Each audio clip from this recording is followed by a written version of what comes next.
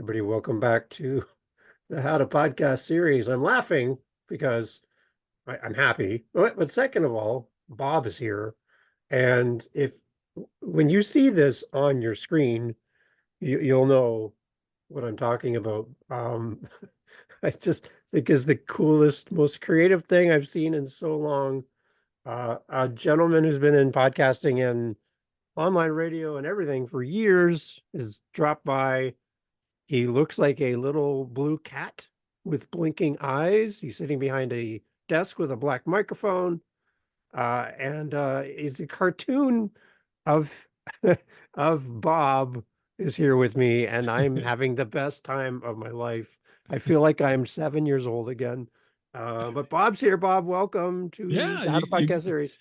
you get to talk to the Saturday morning cartoon. That's what this This is all is about here. So you can say, hey, what's going on? and Bob What was and your it, favorite? What was your favorite cartoon growing up? oh, I used to watch a thing called G-Force, which was like G-Force. back in the Yes, day. You know what that is? All I right. do. I do know G-Force. G-Force is a Japanese cartoon, but they brought it over Yes. to the States and to Canada, obviously. Right. And I used to watch G-Force many years ago. I always found I enjoyed watching it, but then later in life, I'm like, some of these episodes don't make a lot of sense. That was my thing. Yeah.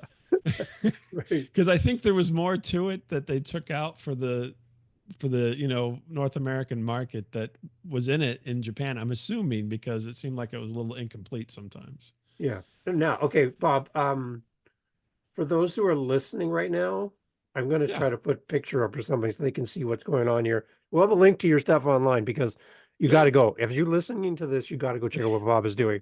I'm telling you, I'm going to work my way through this chat with Bob today with this big goofy smile on my face. Um, Bob, can you explain to an audio listener what's happening with you on the screen right now? Oh, sure. Yeah. Please. You want me to give the visual? Okay. Yeah, give me So, an idea. Yeah. my name is Bob, and online persona, I am a blue cat, cartoon cat, two-dimensional. I have a green shirt with some stripes on it and so forth. And I'm at my podcasting desk with a oversized microphone and some pictures in the back there that I took over my travels, which you can't hardly see very well probably there, but there are some interesting pictures back there, David. Yes. And it's a real time animation of me speaking. So I've got some software that I use that the camera looks at my face and maps out certain points on my face, like my mouth and my eyes and my eyebrow and my nose. And it moves along with that as I talk. So it's, you would call it an immersive experience on both sides for me and for you. So I'm an immersive cartoon. Okay, so there's people that I talk to, Bob, and they're like, I don't want to be on camera. I don't want to Right. get all done up. I don't want to do all that stuff. I'm I not don't done want to have up. to, Yeah. yeah, I don't want to have to go take a shower before I get on to talk to this podcaster. I Um, showered, David. okay, Thank you. good. That's good. I just Yeah. want to bring that was kind of a subtle way of asking that question. Um, is this a choice for you that you want to do podcasting like this and be on video in Yes. this format? Yeah. Okay. So I have, believe it or not, I have been doing recordings of myself as a show with my co-host Miles, uh, going on 26 years. Wow. So we started our show back. We did experimental shows on Thanksgiving night of 1998, and then we've done basically weekly shows since January 1st or whatever date it was that we recorded in January. I can't remember now, but January 1999. And through that time, we do a weekly show. It's a comedy show where we tell stories, and I tell a story, he tells a story, and they're all true but somewhat embellished stories, I would say. To make the whole idea is to make each other laugh, but in the process, obviously, we're wanting to make the audience laugh as well. And we've been telling stories every week for 26 years now, and we've missed a few because of various things, but I mean, it's like not even six shows out of 26 years. So Wow. Miles and I were on the radio when we were in college. We did a show on the radio, and essentially we graduated from college to go on to our prospective careers outside of college. Got our degrees, and back in that time, 1998, I said, "Hey, I really, we really had a lot of fun doing that radio show. Let's continue it. There's a thing called internet radio." Yeah. And internet radio is essentially what we can do whatever we want. Aside at the time from playing copyrighted music, because that was the days of Napster, Yeah. big doings back then. Mm-hmm. I said, but that's not what we did, like the music and everything, but we had fun talking to each other because we would tell stories on the radio at that time as much as we could, given the format, right? So, radio stations and so forth have formats and they have rules, and you only get so many live air, not so much live air to talk. Yeah. And we like that part of it. So I'm like, well, we'll just do that. And in the world back then, our show was like, I don't know, 15 minutes, which was an incredibly long amount of audio to put on the internet back in 1999. Yeah. And so we started doing it. We're like, we'll just keep doing this until we don't like doing it. And we've just continued and continued. And eventually internet radio gave way to podcasting back in 2004. And I'll try to throw some interesting tidbits in. Certainly good. Jump in, Dave, if you have a question. No, I like this history. It's good. I've done this before, so it's not like a news talk. But so back in 2004, I was listening to. I was a big fan of Leo Laporte on Tech TV, Right. and I was watching Tech TV a lot. To my children's dismay, I think a lot of times they were tired of me coming home after work and watching it. But and then that was gone, and he started doing what became podcasting. He called it netcasting at the time. And I said, this is it. So we were internet radio for about 5 years at that point. Did all kinds of interesting stuff in that space. And I said, podcasting is the thing, man. We got to get onto the podcast thing. And so I stole Leo Laporte's RSS feed and figured out how to work it, and was manually coding RSS back then. I always give credit, Leo Laporte's RSS. I stole it. There's no two ways about it. And created our own RSS. And so in September 2004, we had our first podcast that was officially an RSS feed. We were part of Adam Curry's. I always say we were the first 50 podcasts, because he used to have a list of people who were doing podcasts. Wow. But it may have been earlier. I don't know. I can tell you that we were somewhere around the time of Soccer Girl and Keith and the Girl. There's all these girls on there. And I told Miles at the time, I said, I'm getting rid of you and getting a girl. But it didn't happen. And he stuck with me. And but whenever they came in, we were right in between them. And so then Curry kept that list. Adam Curry kept that list for quite some time. And this is something that I had never read in public until I heard it probably about 3 or 4 years ago when Adam Curry was on Joe Rogan. And I knew it happened because I was there when it happened, but it was never really voiced or written down anywhere. Adam Curry's list became part of the introduction of podcasting to iTunes, because we were in iTunes when it originated. Wow. So, and I didn't even know it. A fan of the show wrote me a note and said, "Hey, did you know you're on iTunes?" I'm like, "No, what's iTunes?" Right. So, and I go and I look and check it out, and sure enough, we were there. And I go, it had to come from Curry's list, but no one ever voiced that until I heard him mention it on Rogan a few years ago. And so between PBS shows and a few other random things, when Apple started up, it was basically about 100 or so shows on Adam Curry's list that started out in iTunes podcasting. And we've kind of just gone from there. I mean, at one point we were part of Mevio back in like 2008 ish, which was Adam Curry's podcasting network. We were on that, and that kind of, ended. It was called Pod Show originally, and then became Mevio. And so we did that for a little while, and that was probably our closest brush with being commercial, because that was a commercial type venture. And I'll be honest with you, it kind of didn't rub me the right way.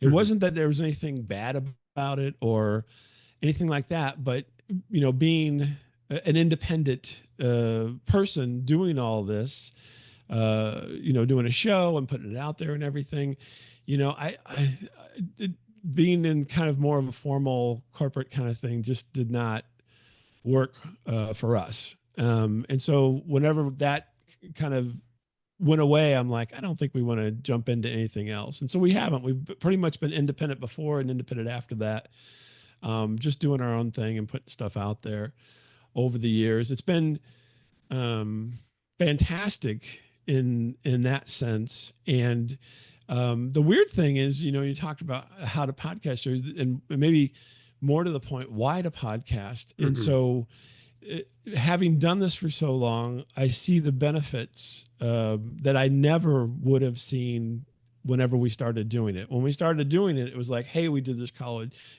this radio thing in college. We can continue it. We're friends. We're talking. And it was a good social kind of fun thing to do.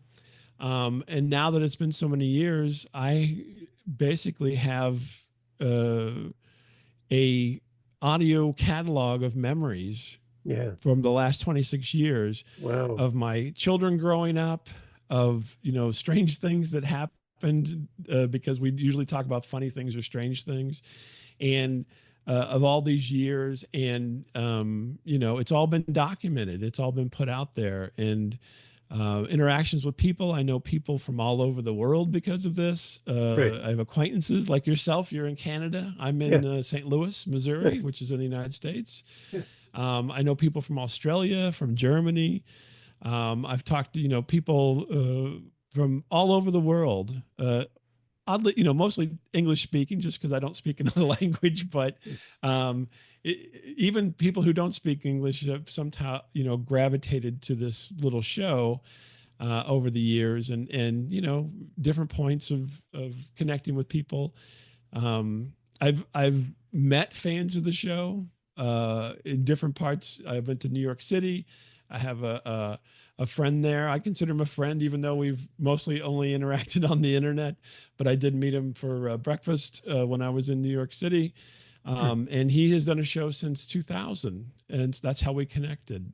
And so it's really a weird, I shouldn't say weird, because that makes people think it's not normal, but it's a very nice community building thing for people in disparate locations, because you're doing something that you enjoy, and kind of putting it together and throwing it out there, and you get overall the experience has been very, very positive. Obviously, there are some negatives to it and so forth with trolls and whatnot, but for the most part, all of my interactions with people have all been extremely positive. And it's not. I think a lot of folks now, because I look at this as the third wave of podcasting from my vantage point. The first wave was 2004 when it all started happening. The next wave was 2011, right? And that's when you had your more PBS style, serial and those kind of things kind of started catching on.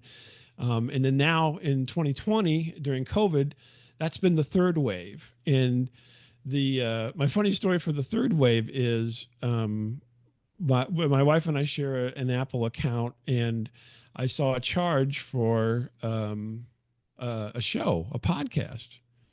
I'm like, what is this? And she's like, oh, I bought into, and I'm trying to remember, I can't remember the name of the show now, unfortunately, but she goes, oh, I bought into the exclusive content for this show.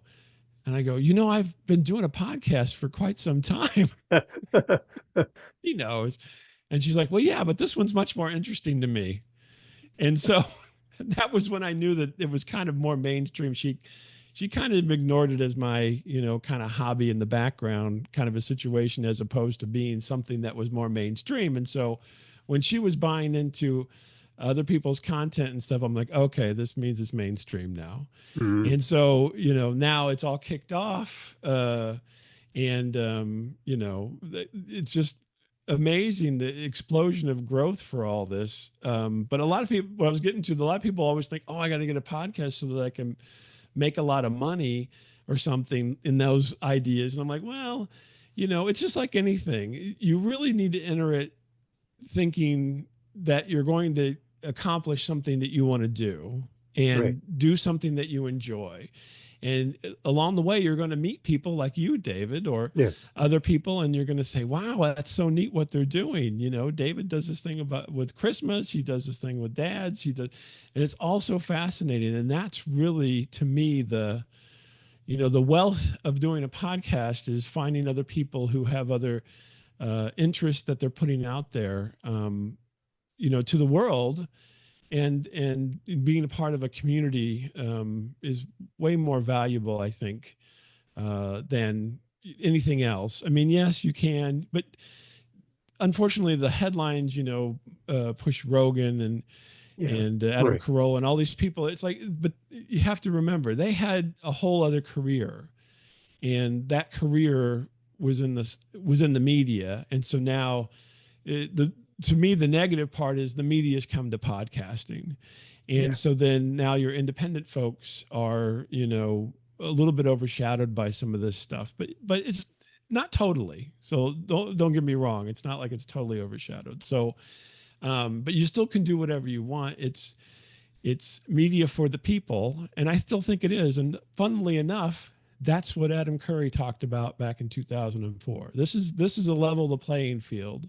Right. This is so that you and your idea can get out there just as well as MTV's, which, if people don't remember, he was an MTV VJ back Yeah. in the day. Yeah. And so it's media for the people, and that's what it's all about. Do you think we're getting close to a fourth wave? You talked about three waves. Is there another wave just on the horizon in Yeah. podcasting? So, well, part of the fourth wave is all this video stuff. To be honest with Right. you, podcasting is not really for the pod anymore. The reason it's called podcasting is because of the iPod, Right. and there really isn't an iPod anymore. I mean, you Yeah. have an iPhone, right? Yeah. But it's kept its moniker, and I assume it still will because people seem to be pretty settled in on that name. But no, I mean, I think the innovation is going to be, the next I don't even know what the next thing will be, but video is certainly here to stay. And that's why I have the cat to kind of wrap Yeah. it back around. Is the video part of things is just as important now as the audio part used to be. And so you have to have some type of video component when you send things out, even though you may still have an audio only feed, you'll have a video feed. You're going to multiple, platforms, be it Apple or Amazon or any one of a number aggregators that are out there in the world. And so yeah, it's constantly evolving. I think I've been, as a kid, I was very much a fan of radio, and that's kind of what brought me to all this. And then Yeah. I got to work in radio a little bit there, and I haven't, I don't work in radio now per se. I do a podcast, but the fascination with it is still there, and it really does level the playing field to where anyone with some desire, right? It takes a little bit of money, takes a little bit of time, maybe more time than money, Yeah. to pull this stuff together, and can do it. And they can do whatever they want, and they can just toss it out there and see what happens. And and then what happens is, at the very least, you have locked away your memories, time in memoriam, at least until you pass, and then you meet not a lot of nice people along the way. And that's, to me, is I mean, what more can you hope for? Yeah.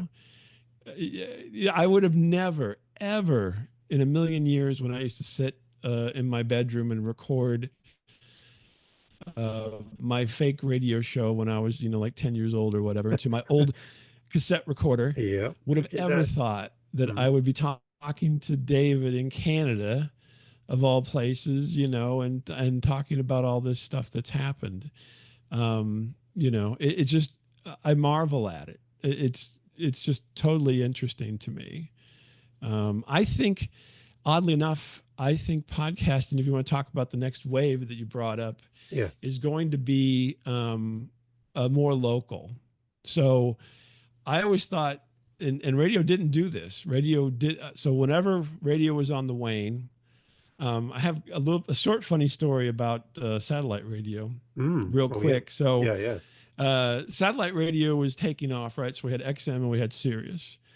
And I contacted the people at XM probably in like 2006, maybe. And I like, we've been doing this show. I'd love to do this show. I'd love to have this show on XM. And the guy called me back. I talked to a programming person at XM Radio at the time, and he calls me back, and we talked for a while. Yeah, I've been doing the show. I got all these shows. We can stitch them together if you want, or however much time you want to fill. We basically at that point we're doing about a half-hour show, and he goes, you know what, you guys are, it's great. You guys are doing this. He goes, when you get on the real radio station, then give me a call.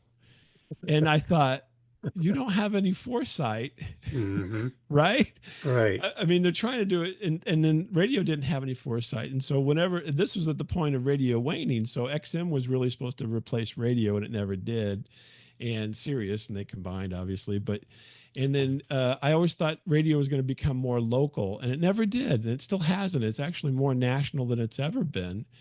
And I think podcasting is going to take that niche. I mean, who better for a community to have something than to have one of the neighbors doing a show that talks about what's happening. Right. And I think more and more that's going to happen. And it's going to become, kind of like Craigslist and eBay took over classified ads. Yep, I you're think right. podcast is going to take over local media. Yeah. If it hasn't already. I mean, maybe there's more to it than I'm even aware of at this point. But to me, that is the direction it can go, because Jim's Pizzeria around the corner, doesn't want to pay national ad rates to be on the radio. And if you have a local community of listeners that listen to your show, just in your town, even, they're going to go to Jim's Pizza. People in, the next province over aren't coming to Jim's Pizza. Right. Exactly. Right. Yeah. And so that becomes something viable for them and important to them, because you're reaching the people who are in the area and find the area important. And so I think more and more it's going to close in on that. It may not even be, it could, who knows what it'll be, what shape it'll take, but I think that's going to be it. And I think radio, kind of lost the direction. Maybe it'll turn back around and you'll get more of that. But the thing is, you could do a podcast, and I looked into this at one point, but never quite got over the hump on it. But low powered stations, you can have a low powered station without having a license. Right. In the United States, at least. Yeah. And I think that would be, if you live on a hill, you can broadcast to the community, but you could do it as a podcast as well. And essentially, the broadcast would be a repurposed thing. I don't know. I'm just slinging ideas now here, David. And the idea too that anyone anywhere can listen to it through an RSS feed. So someone in India can listen to your St. Louis podcast. Sure. Like, that's amazing, right? If they moved away and they still want to have some slight connection to where they grew up or something, then Smart. You've got that, right? And it really is communal. It's community. It all kind of comes back together in that regard. And it's a low cost, low barrier to entry for the most part. I mean, everybody can always do more, but as technology has changed over the years, I mean, our show started out on a speakerphone at my house. I would call my friend Miles, and I had an iMac, and I had an external microphone I would set on the speakerphone, and that's how we recorded it. It picked up his voice from the speaker. It picked up my voice in the room, and then we recorded it straight to digital back in those days, which was, not the easiest of tasks for any kind of media. And that was how it started. And we did that for several years. And then eventually Skype came along, and I did Skype recordings, and then now Zoom. I mean, there's been a lot of intermediary technologies in there along the way. And we've, dabbled in each one just because I'm a dabbler, I Yeah. suppose. And I love to find out what is going to work and what's going to be, you know, the most interesting to me and the most fun to me. I mean, it's a hobby that's grown, quite a bit over the years, and it's still my hobby. So All right, Bob, we got to get back to the blue cat because the whole I time almost looped back around to it. the whole time you're talking, I'm just watching this blue cat with a green shirt on my screen. Can you do this blue cat on different video Oh, recordings anything. or I can do it anything? on any Okay. platform you want. Yeah. Oh, okay, okay, all right. So it's not just one platform. No, no, I Okay. do it actually. So yeah, I've done Zoom, I do Riverside, I do all the major carrier, whatever you want to call them, carriers, because it's a local thing. So Okay. it doesn't matter. It just becomes my camera. Yeah. And we actually do about a year or so ago. So I started to get interested. So all these years, and I had two kids, and so that takes a lot of your time. And so there were times with the show we would do the show, but I wouldn't do much more than the show because I had other responsibilities. And now that my kids are grown up, I said, well, I'm going to be a guest, like I'm a guest on your show, Yeah. and that's part of the. We did the Blue Cat as a experiment to animate the show, which worked out pretty well, other than it became a lot of work for me. But then I said, well, I can do this Blue Cat live and be a guest on other people's shows. And so I started doing that here for the last few years during COVID, started kind of during COVID-ish times. Yeah. And so, yeah, so I've been doing the cat live, and then I've also done other things besides our usual weekly show. I do these things where I talk to people, and it's more of an interview style kind of thing. And I interview people as the cat. And amazingly enough, I'll tell you, Dave, I get, there's usually, I get one of three reactions whenever Mhm. I come on as this blue cat persona. I'll give you a little bit of insight on the blue cat here. So Okay. Oh, I everyone lean get, in, lean in. Yeah. I get, I get people like yourself who find it incredibly interesting and fascinating that it's happening and are curious as to how it happens, right? And Yeah. to me, they're generally enjoying the process that is happening, right? They're talking to a cartoon and they get instant feedback, you know what I mean? And then I get people who don't even say a word about it and just go with it. And we never ever discuss the fact that I'm a cartoon character. And and it's very few, I've had people who literally say, I'm not talking to you Really? because they're like, I want to see who you are. I don't want to see this cartoon. And I'm like, well, the deal is I'm the cartoon. This is the deal. And I go, if you go look on any website and anything I've ever done, you don't see me, you see this. Hmm. So if you did any kind of background, you know that you're not going to see me. You may not have thought about it, but this is the persona. And so then they will literally not record with me. And I'm like, that's fine. I mean, I hold no grudge. I'm surprised because, there needs to be some whimsy in the world. Yeah. And I think I'm part of the whimsy. Yeah. And so, you know, being this little blue cat that is asking people questions sometimes, because I do interviews with other people, or if I'm on their show and they're interviewing me, it's part of the whimsy. And, be honest, half the time people split it out and they only use the audio. And Right. some people use both and some people don't. And, I give them, if we're just doing audio only, I give them something to look at and to know that I'm paying attention because I'm moving around and so forth, as opposed to not having anything. So yeah, I don't know. I had one where I got on with the person who was going to be the host, and we were having a delightful conversation. And then they had a producer, and the producer comes on and says, "We're not doing this." And I go, "Why not?" And then they're like, "No, we're not doing it." And then they basically ended the interview. Wow. But the thing was, I was getting I was getting along really good with the host, and I think they were slightly disappointed. But it's that's their producer, so Wow. There you go, right? So All right. So again, so Bob, so people that are listening or watching, and they're like, I love the idea of a persona. I talk to, like, on my author podcast, I have Mhm. people who come on who are running under a pen name Sure. and cannot be seen on camera.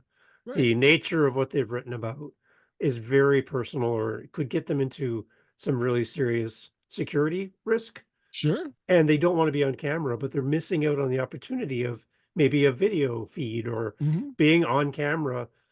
The whole idea of a persona, why is that so important for you? How can we encourage somebody to consider a persona as a podcaster to get them into podcasting? Sure. I just love the idea of what you're doing. Well, so the funny thing is, so my name's not even Bob, David. I'm gonna be honest with you here. I'm not divulging anything because I've said it on our show more than once. Okay.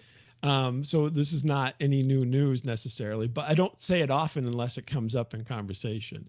Yeah. So back when I was doing radio, I came up with Bob. Well, actually, I came up with Bob, and Miles, my co-host, came up with my last name, LeMent, Okay. and he go, well, I'm gonna be Bob, and he goes, okay, well, we gotta have a last name. So we made names for ourselves to be on the radio, as because that's Yeah. kind of what you did, Yeah. right? Right. Back then, that was normal kind of operating procedure. Is you would have a persona. And so we each come up with our personas, and we're doing the show and everything. And so then when we made the transition to the podcast, we kept the personas. And so we didn't think twice about it. And now, all these years go by and everything. And I'm like, I'm really glad I have a persona because I do have a regular day job that I work at. And, Yeah. every once in a while, you go out into the online world and you encounter things that, that doesn't fit with the day job every once in a while. And Mhm. there's, but you're there and you're doing things. And so it kind of gives you a little bit of a buffer. It's not quite Right. high stakes like you're talking about with authors and so forth, but Yeah. it's nice to have a little bit of a separation of worlds, as it were. Yeah. And so I've just kept it up, and I was like, man, I've either lucked out or was just really prescient at the time. I don't know. The other thing is I have children, right? So Right. and so growing up with kids, my kids really didn't know about all this until they got a little bit older, but then they knew. I mean, there was no hiding it. I mean, at the time, who has all this rigging in their Right. home to do Yeah. recording? What is If going on here? you Yeah. know what I mean? And I'm not a musician, and so they're like, what's all this about? So then it was pretty obvious, and I didn't necessarily hide it. But when you have kids, you kind of got to protect them a little bit because they don't necessarily want their anybody they know to know you're doing something. Because I mean, back then, podcasting was not the hot, cool, hip thing to do. Right. Doing a podcast was quite nerdy. It was like ham radio or something, um, and so with that going on, you don't want to embarrass your children any more than you would normally by encroaching upon their world a little bit, right? So luckily for my kids, podcasting really didn't become more mainstream until they were kind of grown up. But um, you know, when they were little, I was doing it and nobody wanted to do it. I mean, if you talked about having a podcast, you're pushing your glasses up and I got a podcast Yeah. on modeling. And, it was not anything that anyone wrote home about. Right. Yeah. So Right. now that to me, I think podcasting has totally usurped radio in the media sphere. Right. Then now, oh, that's neat. And I think they find it kind of interesting that I've been doing this for a while. I don't know that I could quote him on that, but at least it's not quite as bad as it would have been, perhaps Yeah. in a different time time layout or something. So yeah. Okay. So, Bob, I could talk to you for the rest of the week. Just to have time with the blue cat for one, but the rich history and the perspective that I get from talking to you, I think just that's the one thing as new podcasters come into the space, they don't have a complete understanding of where we've come from. And Right. today it's almost pretty simple to get a podcast up and running Sure. compared to the way that you had to steal an RSS feed and do all this stuff. Today's a lot easier, but I think in the simplicity of starting a show today, we're neglecting to go back in our roots and understand how podcasting has grown Mhm. over the years. I'd love for you to kind of talk to a podcaster that's here with us, contemplating starting a show, going, well, when you started, there was 50 podcasts, and now there's all these millions of shows and all Millions, this stuff, yeah. right? It's what's your encouragement for a brand new person coming into the space who feels a little overwhelmed with the sheer number of podcasts? Mhm. What makes a podcast stand out? What makes a podcaster different? You're a great representation, Bob, of everything I'm talking about. But what can we do as a new person coming into the space from somebody who's been it from the beginning? Well, I think, first thing is always manage expectations, right? I Right. mean, Yeah. it's a different world than when I started and so forth. And so you have to, I think even now though, you want to do something that you want to do. So don't say how can I think of something that's going to be popular? Or how can I think of something that's Right. going to make money or whatever? I mean, those are possibilities if that's your interest, right? But those aren't the norm. The norm is I want to talk about, I made fun of the ham radio model train or something like that. But, Mhm. if you love model trains, do a podcast on model trains because you'll have so much fun doing it, number one. And then you're going to take that hobby and that interest and expand upon it. And you want to expand upon it anyway because it's your interest, right? So then essentially it becomes a bit of a perpetual motion machine because you already have the interest. And so now this just becomes another outlet for you to talk about your interest and do the research and do the all the work that goes into putting on a bit of a show, right? And so always think like that. Don't think like, I have to be, a Joe Rogan or anybody else. You know what I mean? Because that's a whole different ball game in regards to that. They all use the same name, podcasting, but there's people and there's money and there's all this stuff. Whereas if you're just wanting to do something, maybe you just want to do something on plays, or you just want to do something for your community, stick to that. Stick to your niche. Stick to the thing that interests you the most, and come up with a plan. Right. So whenever we started, I said I want to do this every week, and so we've done a weekly show. But you don't have to, right?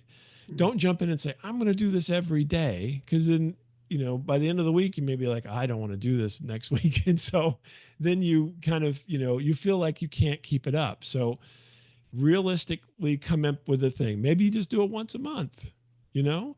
Yeah. And then after you start doing that for a few months, you're like, you know what? I think I could do it every other week.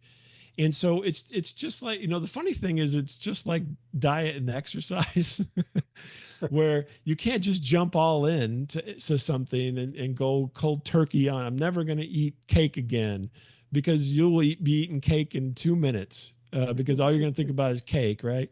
So the same kind of thing. You just have to kind of get into it and see if you like it. Come up with a concept that's going to be something that it's easily built upon so that you don't have to worry about content constantly because you've either got it in your head already, you've got years of content that you've already been exploring that you just haven't got it out of your mouth yet, or it's an interest that you're going to want to explore. And I think that's kind of to me, that's the big things. It is, um, it's just like, in a way, it's just like doing a newsletter. It's just like being on a forum that you're interested in. It's just like all of those things. It's just going to be in an audio or video or both form that you're going to put out to the world and see if anybody else is into that. Because some people are just more adept at presenting than other people. Mhm. Or, for my case, I'll tell you right now, is that even though I did some radio work and so forth, doing this over these years, has made me way better than I've ever been at talking off the top of my head. Hmm. And that to me is a skill that I wanted to develop but didn't know how to develop, and it's just developed because I like to do this. Yeah. And and I would say, if for anybody, if you just do it to develop that skill, Yeah. you're going to, it's like, wow, I've done this for a few years, and now when I'm in conversations, I don't worry about it. I don't get stuck. I don't stop or freeze up. Or in my case, I can talk in front of groups, right? So Hmm. hundreds of people I've talked in front of. And it all started from this. Again, when I started this, I mean, getting up in front of a group was not in the cards. Yeah. But this has given me confidence so that whenever those opportunities come up, I'm fine. It's not a big deal, right?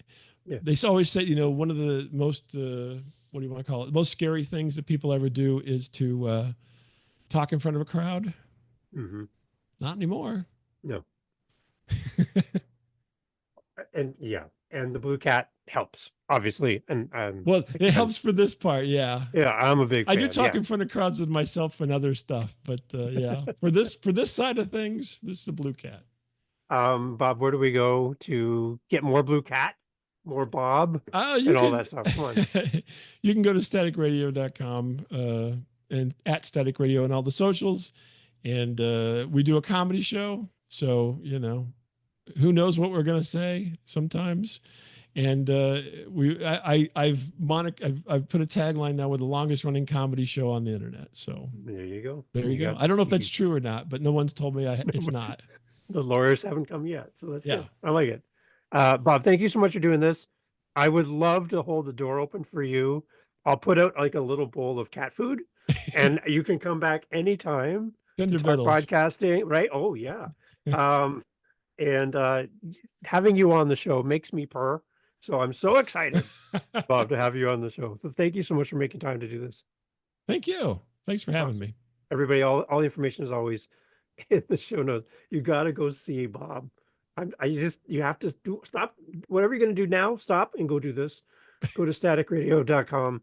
Check it out. You're going to love to see what I'm seeing here on the screen. Bob, again, thank you so much for doing this. Thanks, Dave. So